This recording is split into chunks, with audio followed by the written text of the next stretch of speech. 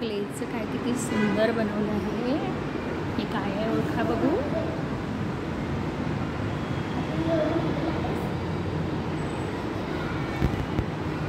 नीट करते. वाव, सगळ्यांनी ओळखलं ना. कृष्ण दिसतोय, कृष्ण बाप्पा आणि राधा. वाव, मस्त. आत्ता आपण जसं क्लेवर बघितलं ना, छान सुंदर बनवलं होतं. बनवलं ती म्हणजे मूर्ती कृष्णाची आणि राधेची. तसंच मुलींनी बघा अजून काय काय छान बनवलं आहे. असा छान तबला आणि ढोलक बनवलं आहे. तसंच हे पुठ्ठ्यापासून बनवलेलं एक वाद्य ओळखलं ना तुम्ही, हार्मोनियम. ही दुसरी हार्मोनियम आहे. ही थोडीशी वेगळी बनवली आहे. छान डेकोरेट केलेलं आहे.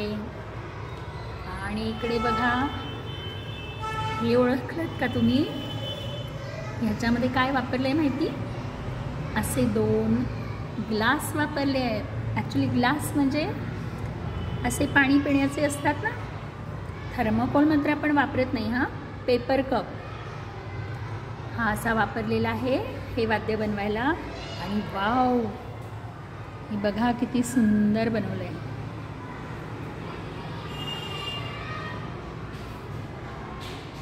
आणि इथे हा तबला. या आहेत नारळाच्या करवंट्या बरं का मुलांनो. आणि खाली ठेवायला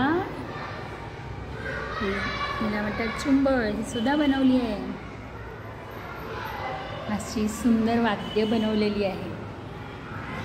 आणि आता इकडे दिसते आहे एक मोठी पेटी, जे हार्मोनियम. हार्मोनियमचं दुसरं नाव अजून एक माहिती का तुम्हाला. संवादिनी असं सुद्धा म्हणतात हार्मोनियमला. तर आणि इकडे आता बघूया आपण, ही सगळी वर्गामध्ये रंगवलेली वाद्य आहेत ना.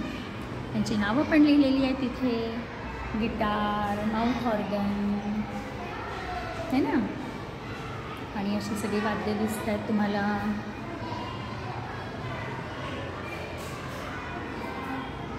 सुंदर रंगवली आहे आणि काढलीत पण किती छान ना.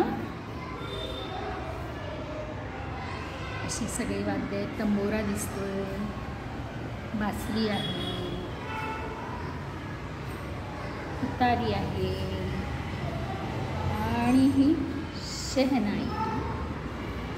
शहनाई असं हिंदी नाव आहे आणि मराठीत म्हणतात त्याला सनई. आता वाद्य किती प्रकारचे आहे ते सुद्धा लिहिले आहे. तंतुवाद्य, चर्मवाद्य, त्याच्यानंतर सुशीर वाद्य आणि घनवाद्य. ही सगळी माहिती तुम्हाला कशी वाटली ते नक्की सांगा. आणि व्हिडिओ आवडला असेल तर लाईक करा, शेअर करा आणि सबस्क्राईब करा.